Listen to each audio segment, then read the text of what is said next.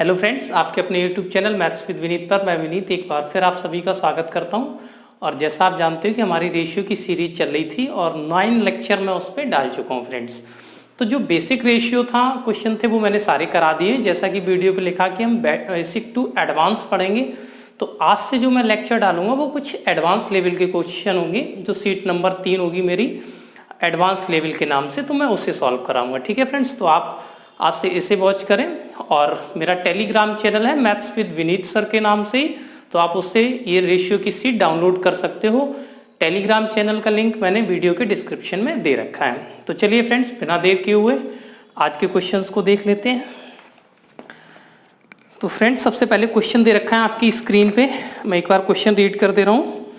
The difference between a 2 digit number and the number obtained by interchanging the digit is 36. What is the difference between the sum and the difference of the digits of the number if the ratio between the digit of the number is 1:2? Friend, बहुत ही अच्छा question है। जैसा कि आपने देख लिया होगा, दिया है 2 अंकों की एक संख्या और संख्या के अंकों के बदलने के बाद प्राप्त अंतर है वो 36 है, 36 है। ठीक है, तो संख्या के अंकों का योग और अंतर के बीच अंतर क्या होगा यदि संख्या के अंकों के बीच का अनुपात 1:2 है। तो पहले मैं आपको ये एकदम शॉर्ट मेथड से बताता हूँ, एक अच्छी अप्रोच से, फिर मैं ऐसे बेसिक भी कराऊंगा। तो आप मुझे बताओ कि ऐसे 2 डिजिट के नंबर कितने पॉसिबल हैं जिनका जो रेशियो हो वो 1:2 हो, उनके अंकों का अनुपात 1:2 हो।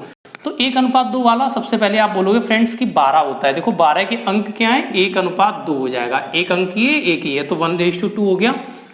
दूसरा फ्रेंड क्या हो जाएगा, तो देखो 12 है, ये हमारा रियल नंबर था और चेंज होने के बाद ये क्या बन जाएगा, 21। दूसरा नंबर जो फ्रेंड मिलेगा 24, चेंज होने के बाद हो जाएगा 42। तीसरा नंबर आपको मिलेगा 36, 63 और फ्रेंड मिलेगा 48, 84। ठीक है, तो ये एक अप्रोच है। मैं बता रहा हूँ कि जैसे उसने कहा उनके अंकों का अनुपात 1:2 रहना चाहिए। तो देखो 12 के अंकों का अनुपात 1:2 है, 24 का देखो 2, 4, ये भी 1:2 है, 36 का देखेंगे तो फ्रेंड्स 3, 6, 1:2 है, 48 का देखेंगे 1:2। तो 2 डिजिट के जो नंबर हैं उनमें फ्रेंड्स केवल और केवल only for 4 factors are possible. जो केवल और केवल 4 ही संख्याएं ऐसी हैं जिनके जो अंकों का रेशियो होता है वो 1:2 होता है। बाकी 2 डिजिट में आपको कोई भी नंबर नहीं मिलेगा। तो फ्रेंड्स 4 नंबर तो हमारे ये आ गए। इसके बाद आप क्या करोगे कि आपको ऐसा नंबर देखना है कि जो ओरिजिनल नंबर था और जब हमने उसको इंटरचेंज कर दिया डिजिट को, तो जो नंबर हमें मिला है उनका डिफरेंस कितना होना चाहिए, 36। तो आप मुझे बताओ यहाँ पे डिफरेंस 36 है, नहीं है, यहाँ पे भी नहीं होगा, यहाँ पे भी नहीं, यहाँ 36 है। देखो 84 और अगर 48 का मैं डिफरेंस देखूंगा तो ये आता है 36। तो इसका मतलब हमारी जो संख्या रही होगी वो 48 रही होगी। तो उसने पूछा है जो संख्या के अंकों का सम, ठीक है, तो 8, 4, 12, ठीक है, और इनका डिफरेंस इन्हीं अंकों का, तो 8 में से 4 जाएगा, 4 का डिफरेंस बता दो। जो मतलब जो संख्या की डिजिट है इनका सम करो, पहले इनको जोड़ो तो 12, फिर इनका अंतर लो तो इनका अंतर कितना हो जाएगा, 4, फिर उसका अंतर बता दो तो आप बोलोगे जी 8 आ जाएगा। ठीक है फ्रेंड्स, तो ये एक तरीका हुआ कि हमने अप्रोच से कर लिया। अब मैं ऐसे कंसेप्ट से बता दे रहा हूं कि ऐसे सवालों को हम कैसे करते हैं। वैसे ऐसे सवाल आप नंबर सिस्टम में देखेंगे, तो उम्मीद करता हूं ये क्वेश्चन आपको समझ में आ गया होगा, आप इसे नोट कर लें। फिर मैं इसे कंसेप्ट से बता दे रहा हूं कि जैसे 2 डिजिट की अगर संख्या आती है तो हम उसे कैसे मानते हैं, हम उसे कैसे करते हैं। ठीक है, तो चलिए फ्रेंड देख लेते हैं। जैसे सबसे पहले अगर मैं बात करूं 2 डिजिट की नंबर, तो 2 अंकों की संख्या मैंने लेट कर लिए, ऐसे मानते हैं 10x + y। ये इकाई, ये दहाई, ये यूनिट प्लेस होता है, ये 10th प्लेस होता है, इसलिए 10 का मल्टीप्लाई कर देंगे। अंक क्या है फ्रेंड्स यहाँ पे, तो आप बोलोगे अंक है जी x, y। ठीक है, 10 क्या है, जो कि प्लेस को बता रहा है कि ये 10th प्लेस पे है, दहाई का अंक है। चेंज होने के बाद क्या बनेगी, नई संख्या। अगर हम इनके अंकों को चेंज कर देंगे तो हो जाएगी 10y + x। फ्रेंड्स इनका डिफरेंस, तो देखो 10x में से तो 9x - y बचेगा, क्योंकि ये 10 में से x जाएगा 9x और यहाँ पे भी 9y, तो ये हो जाएगा फ्रेंड्स 9x - y और इनका डिफरेंस है 36। तो ये अगर मैं देखूंगा तो x - y आ जाएगा फ्रेंड्स 4, और इनके जो अंकों का अनुपात है वो फ्रेंड्स आपको दे रखा है 1:2। ठीक है, तो यहाँ से आपको x माइनस वाई 4 दिया हुआ है, इनके जो अंकों का डिफरेंस है तो ये दे रखा है 1:2। तो यहाँ से जो डिफरेंस है वो कितने का आ रहा है, 1 रेशियो का। तो 1 रेशियो का मान फ्रेंड्स कितना है हमारे पास, 4। ठीक है, 1 का मान 4 है। तो आप मुझे बताओ एक नंबर जो रहा होगा वो हमारा आ गया 4 और ये रहा होगा 4 दूनी 8। तो इसका मतलब जो हमारी संख्या रही होगी वो क्या रही होगी, हम यहाँ पे एक्स वाई के मान पुट कर देंगे। तो 10 चौके 40 और 8 48। तो फ्रेंड्स जो संख्या रही है वो हम यहाँ पुट कर देंगे। तो 40 प्लस 8 तो आप बोलोगे 48। तो वही करना है, इनके अंकों का सम देखो तो 12 और अंकों का डिफरेंस देखो 4 और उनका भी आपको क्या लेना है, अंतर। तो ये आ गया फ्रेंड्स 8। तो उम्मीद करता हूँ ये बेसिक था, आपको ये सवाल क्लियर हो गया होगा। आप इसे नोट करें। नेक्स्ट क्वेश्चन देख लेते हैं। नेक्स्ट क्वेश्चन जैसा कि आपकी स्क्रीन पे है, आप देखेंगे क्वेश्चन की लैंग्वेज तो बड़ी है लेकिन उनके करने के जो यूनिक सॉल्यूशन है वो आपको समझना है। ठीक है, कि किस तरीके से हम क्वेश्चन को इजी वे में कर सकते हैं। जैसा कि क्वेश्चन है आपके सामने, कह रहा है 8 लोगों ने योजना बनाकर किराए की एक कार समान हिस्सेदारी पर ली है। ठीक है, 8 लोगों ने किराए पर एक कार खरीदी है जो कि समान हिस्सेदारी पे ली है।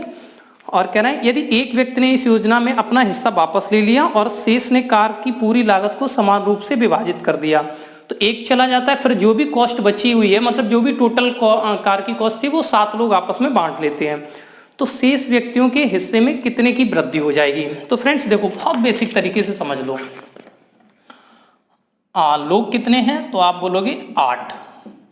तो मैंने मान लिया कि कार की कीमत, कॉस्ट ऑफ अ कार भी मैंने ले ली 8 रुपए की। इसका मतलब एक रुपए सबके हिस्से में पड़ रहा है, हर व्यक्ति के हिस्से में 1 रुपए पड़ रहे हैं। ठीक है, तो अब मुझे बताओ, जैसे एक मैं लिख के समझा देता हूं, 3 3 6 और 7 8, मतलब 1 रुपए हर व्यक्ति के हिस्से में पड़ रहा था। अब इसमें से क्या है ना कि एक व्यक्ति कोई चला गया है, तो अब एक व्यक्ति चला गया है, मतलब व्यक्ति कितने रह गए हैं, 7। ठीक है, व्यक्ति कितने बचे हुए हैं, 7, और रुपए अभी भी 8 हैं। तो अब क्या है कि जो एक व्यक्ति चला गया है और रुपए अभी भी 8 हैं और व्यक्ति रह गए हैं 7। तो अब मुझे बताओ, जो 1 रुपया है जो पहले उस व्यक्ति का हिस्सा था वो कितने में बढ़ जाएगा, 7 लोगों में। तो जो 1 रुपया वो कितने लोगों में बढ़ जाएगा, 7 लोगों में। इसका मतलब 1/7 सबका बढ़ जाएगा, क्योंकि आप जानते हो जो 1 रुपया पहले एक व्यक्ति जो खर्च कर रहा था, जो चला गया, वो अब ये 7 अपने खर्च करेंगे, क्योंकि ये इनके 7 के शेयर में बढ़ जाएगा। तो 1/7, बस इतना ही समझना आता है इसमें। ठीक है, तो उसने ये पूछा है शेष व्यक्तियों की हिस्सेदारी में कितनी वृद्धि हो जाएगी। तो फ्रेंड्स ये वृद्धि हो जाएगी हमारी, इंक्रीजमेंट। ठीक है, तो उम्मीद करता हूं ये क्वेश्चन आपको समझ में आ गया होगा। नेक्स्ट क्वेश्चन पर चलते हैं। नेक्स्ट क्वेश्चन है जैसे कि आपकी स्क्रीन पे,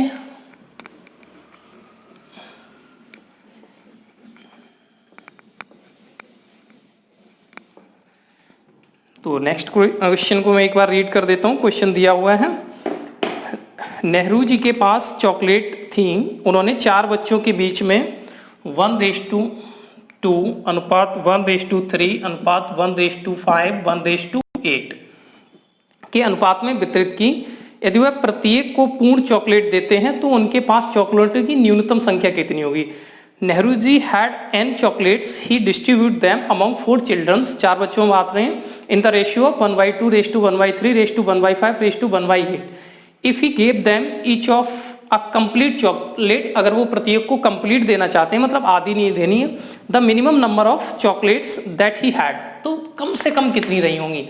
तो फ्रेंड्स देखो, सबसे पहले ये रेशियो है कि इतने इतने अनुपात में बांटते हैं, तो सबसे पहले इसे हम रेशियो बना लेते हैं, इसके एलसीएम से ऊपर मल्टीप्लाई कर देंगे। तो देखो 2 का एलसीएम 8 में हो जाएगा और 15 × 120, तो 120 से फ्रेंड्स ये चीज मैंने बेसिक में समझाई थी, हर जगह आप मल्टीप्लाई कर देंगे तो ये हो जाएगा 60, ये हो जाएगा 40 और ये हो जाएगा 24,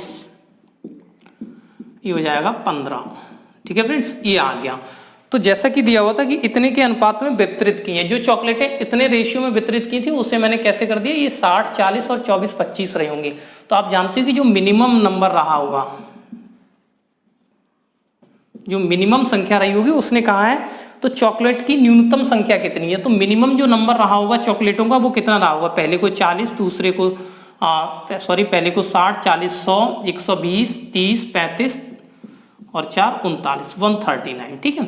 इस तरीके से उन्होंने बांट दिए होंगे, पहले कैंडिडेट को 60 दी होंगी, दूसरे को 40 दी होंगी, तीसरे को 24, 15। तो मिनिमम जो रहा होगा इन सबका जोड़ होगा, इतनी चॉकलेट होंगी 139 उनके पास, ठीक है फ्रेंड्स। तो आप इसे नोट करें, फिर नेक्स्ट क्वेश्चन को देख लेते हैं।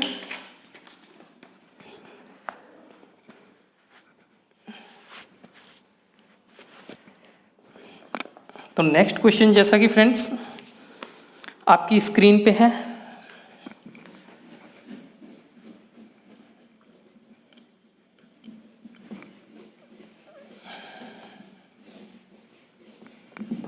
दे रखा है half of girl and 1/3 of the boys of a college reside in the hostel.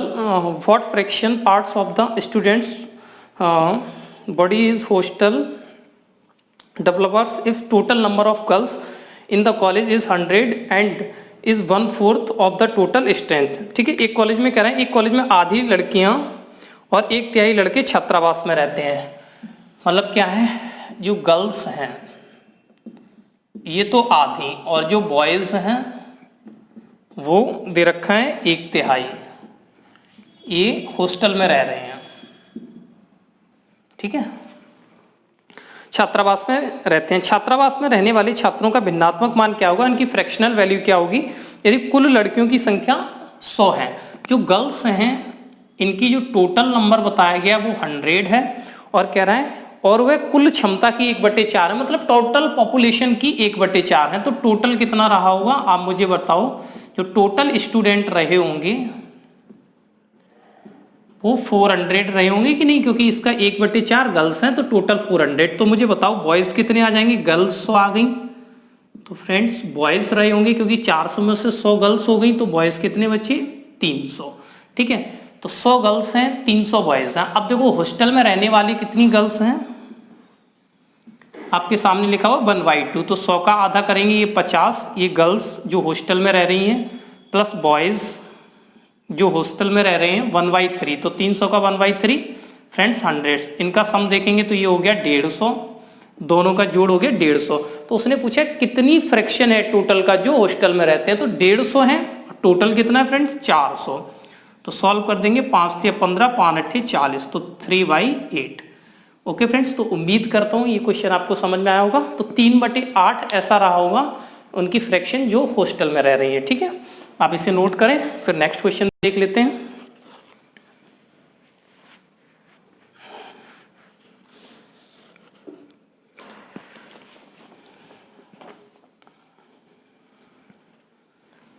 Okay friends, तो नेक्स्ट क्वेश्चन पर आ जाता हूं। जैसे कि आपकी स्क्रीन पे है, इसका बेसिक क्वेश्चन तो मैंने आपको करा दिया था, लेकिन थोड़ा सा अगर और अच्छे लेवल का बनेगा तो क्या है, देखो दे रहा है एक मार्बल का मूल्य उसके वजन के वर्ग का समानुपाती है। मार्बल 3 टुकड़ों में टूट जाता है जिससे उसका वजन का अनुपात 3:4:5 है। यदि मार्बल वजन के 3 बराबर टुकड़ों में टूट जाता तो 1800 रुपए की अग्रिम हानि होती। अग्रिम का मतलब दोबारा से इतना लॉस होता, फर्दर लॉस होता, वो 1800 हो जाता। तो पूर्ण मार्बल का वास्तविक लागत मूल्य कितना है, तो देखो फ्रेंड्स यहां अगर मैं कहूं कि वास्तविक कीमत या इनिशियली कॉस्ट,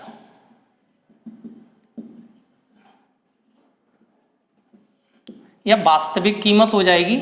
आप मुझे बताओ जो टुकड़ों में टूटा है वो 3:4:5 में टूटा है, तो इससे पहले ये पूरा रहा होगा, ये रहा, तो 5 4 9 और 3 12 का रहा होगा, लेकिन ये सब रेशियो में तो 12R, और इसकी जो कॉस्ट रही होगी वो इसका स्क्वायर कर देंगे, तो 12R का स्क्वायर हो जाएगा 144R²। ओके फ्रेंड्स, अब after breaking cost, after breaking cost, तो आफ्टर ब्रेकिंग जो कॉस्ट रही है वो हो जाएगी, देखो 3 का स्क्वायर 9R², 4 का 16R², 5 का 25R², तो आप देखो 16 9 25 25 50R², ठीक है। अब वो कह रहे हैं कि अगर ये 3 इक्वल पार्ट में डिवाइड होता, तो जब ये 3 बराबर भागों में टूटेगा तो आप मुझे बताओ 50 है, तो इसका मतलब इसे 3 बराबर टुकड़ों में करना है, तो 3 से डिवाइड लगाएंगे तो 16 16 16 के ही बन पाएंगे मैक्सिमम, तो मतलब 16R² plus 16R² plus 16R²। Okay friends, 3 बराबर बराबर टुकड़ों में टूटेगा तो यहीं तक पॉसिबल है, 16 16 16, क्योंकि 48 हो जाएगा। इससे ज्यादा कर लेंगे तो फिर वैल्यू बनेगी नहीं, क्योंकि इक्वली जो टुकड़े बनेंगे टूटने के बाद अगर हमें इक्वल 3 में तोड़ना है तो इतना बनेगा। तो फ्रेंड्स ये हो जाएगा 48r²। तो जैसा कि आप देख रहे हैं अग्रिम हानि दे रखी थी आपको 1800, मतलब एक तो 44 रुपए की चीज थी, जैसे मान लो 144 की, पहले वो टूटी तो लॉस हो गया, यहाँ पे वो 50 की रह गई तो ये लॉस था। लेकिन इसके बाद भी कह रहा है वो अगर वो 3 इक्वल टुकड़ों में टूटती तो अग्रिम लॉस 18 का होता। तो मतलब इसका मतलब यहाँ और यहाँ पे जो लॉस है वो 1800 का बताया अग्रिम। इसका मतलब यहाँ 50 आ रहा था प्राइस, अब यहाँ 48 आ रहा है। इसका मतलब 2 का और लॉस हो गया हमें, और ये जो 2 की वैल्यू है वो 2r² का, ठीक है। 50 और 48 का डिफरेंट 2r², इसकी वैल्यू 1800 है, तो आप बोलोगे 1 की वैल्यू आ गई जी 900, ठीक है। 1 की वैल्यू फ्रेंड्स आ गई 900। और जैसा कि आप जानते हो कि जो इनिशियली कॉस्ट है वो है हमारे पास 144r², तो उसने प्रारंभिक कीमत पूछी 140 गुणा 900 कर देंगे तो 00, 9 चौके 36 की 6, 3 9 चौके 36, 9 3 9 एकम 9 3 12, तो ये हो जाएगा 1,29,600, ठीक है। तो ये हो जाएगा इसका ऑप्शन, इसमें मुझे लग रहा है नन ऑफ दीज दिया होगा, तो 1,29,600 हो जाएगा। इसके बाद नेक्स्ट क्वेश्चन पर चलते हैं, आप इसे नोट कर लें एक बार।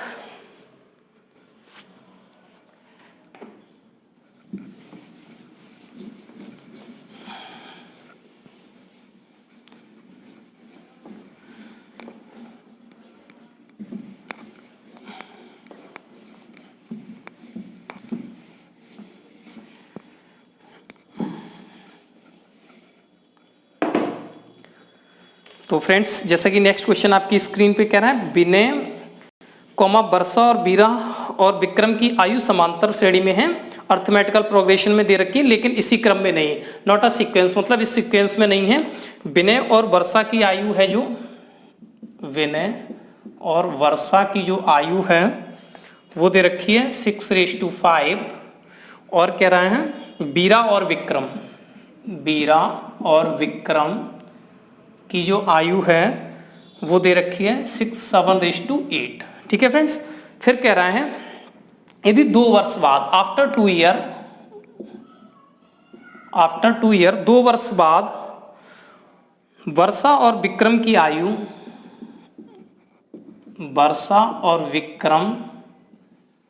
आयु जो है वो हमें बताई गई है 2:3, ठीक है, हो जाए तो विनय और बीरा की आयु का अनुपात कितना होगा। तो उसने पूछा है कि विनय और बीरा, ओके फ्रेंड्स।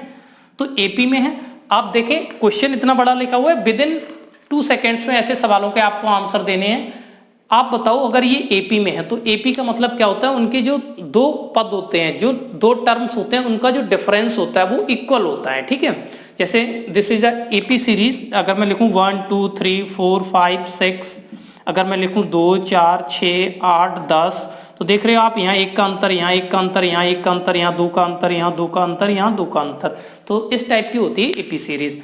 तो देखो 1 का अंतर होता है, तो जब भी अगर आप देखें कि ऐसा सवाल आपके सामने हो तो एकदम मैं शॉर्टकट बता दे रहा हूं, फिर इसके बाद में बेसिक समझाऊंगा कि जब भी आप देखो यहाँ पे डिफरेंस समान है इनमें, जैसे 6 5 7 8 इनमें बिल्कुल डिफरेंस इक्वल है, तो कोई चेंजमेंट नहीं आएगा, क्योंकि इनकी जो भी वैल्यू निकलेगी वो बिल्कुल इक्वल आएगी, ठीक है। जब एपी में है तो डिफरेंस बराबर है यहाँ पे, तो एक्स वाई जो भी हम वेरिएबल लेंगे तो वो भी इक्वल आएंगे, तो जिससे कोई नो चेंज, कोई प्रॉब्लम नहीं होगी।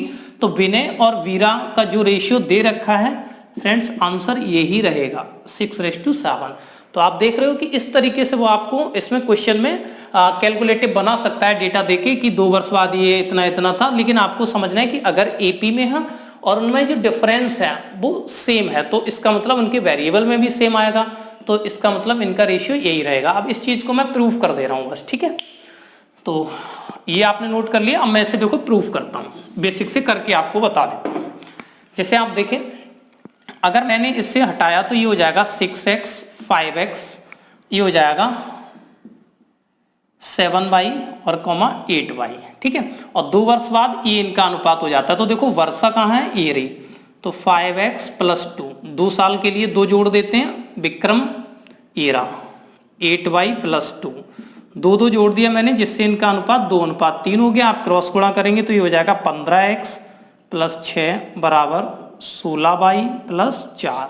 तो ये आप देखेंगे अगर मैं इसे इधर ले आऊं तो ये हो जाएगा 2 बराबर 16y माइनस 15x। एक इक्वेशन फ्रेंड्स हमारे पास ये आ गई। और आप जानते हो कि अर्थमेटिकल प्रोग्रेशन में थे, तो मैंने क्या कहा, इनका जो डिफरेंस होगा फ्रेंड वो इक्वल होना चाहिए। तो 6x माइनस 5x बराबर होगा, बड़े वाले में से घटा देते हैं, 8y माइनस 7y के, क्योंकि इनके डिफरेंस इक्वल होने चाहिए। आप जानते हो यहाँ से बचेगा x और यहाँ से बचेगा y। तो यही चीज मैंने शुरुआत में बोली थी आपसे कि देखो जो हमने वेरिएबल माने ये भी इक्वल आएंगे। अब इनकी कुछ भी वैल्यू आप रखोगे ना तो वो इक्वल ही निकलेगी। अब जैसे मैं कोई भी एक नंबर पुट कर दे रहा हूँ, जब ये बराबर ही है तो जैसे मैंने x की भी जगह y ले लेना है, तो 2 बराबर हो जाएगा 16y माइनस 15y। तो आप मुझे बताओ y की वैल्यू कितनी आ गई, तो आप बोलोगे 2। जब y की वैल्यू 2 है तो x की भी फ्रेंड्स कितनी आ जाएगी, 2। x y के 2 आ गए। अब उसने कहा था विनय और वीरा का अनुपात बताओ, तो विनय और वीरा का। तो आप मुझे बताओ विनय कितना है 6x और वीरा कितना है 7। ये वीरा लिखा हुआ है, खीरा समझ जाओ नहीं तो 7y। ठीक है। अब अगर 2 का गुणा करेंगे तो ये 12, ये 14 फ्रेंड्स, फिर से कट के ये कितना आ जाएगा 7 6 7। ठीक है। तो उम्मीद करता हूँ ये क्वेश्चन आपको समझ में आया होगा। तो जो मैंने कंसेप्ट बताया आप उसे समझे, बेसिक भी बता दिया, तो आप इसे नोट कर लें। और फ्रेंड्स फिर इसके बाद आज का लास्ट क्वेश्चन देख लेते हैं, जैसा कि आपकी स्क्रीन पे है, इसे रफ कर रहा हूं मैं।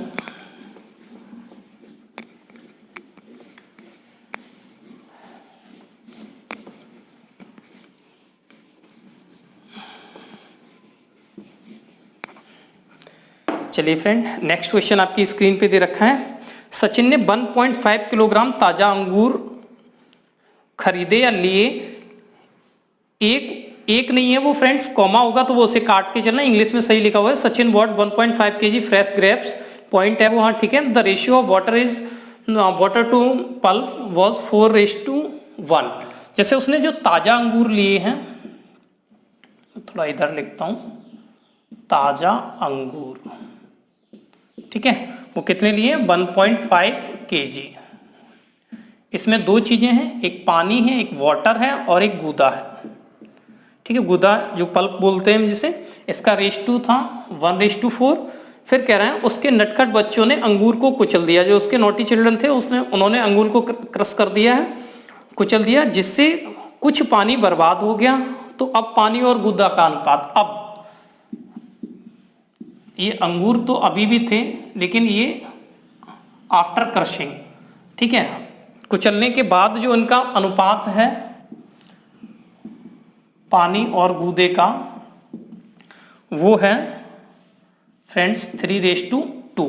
ठीक है। तो कुचले गए अंगूरों की मात्रा क्या है, मतलब अब ये जो ताजा अंगूर है, ये जो कुचले गए हैं, इनकी मात्रा क्या है, ये कुचले गए हैं। ठीक है।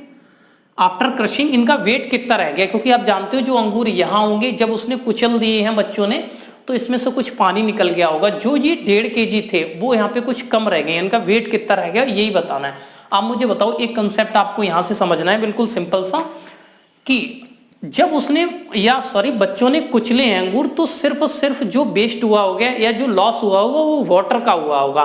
पल्प तो यहाँ पर भी इक्वल होना चाहिए और यहाँ पर भी। तो जैसा कि फ्रेंड आप देख रहे हो, पल्प यहाँ 2 है और यहाँ 1 है, तो मैं इसे इक्वल कर सकता हूँ, क्योंकि आप जानते हो कि जो लॉस्ट हुआ है वो वाटर का हुआ है। पल्प तो दोनों जगह इक्वल, तो गूदे को बराबर करने पर, तो यहाँ 2 था फ्रेंड्स, तो मैंने 2 का मल्टीप्लाई कर दिया, तो 8 और 2 हो गया। तो फ्रेंड आप बोलोगे ये देखो गूदा जो पल्प है वो हमारा इक्वल हो गया। ओके फ्रेंड्स, जब ये गूदा इक्वल हो गया तो आप जानते हो कि जो यहाँ से टोटल वेटेज था हमारा 1.5 kg था, वो किस अनुपात में आ गया, 8 और 2 10।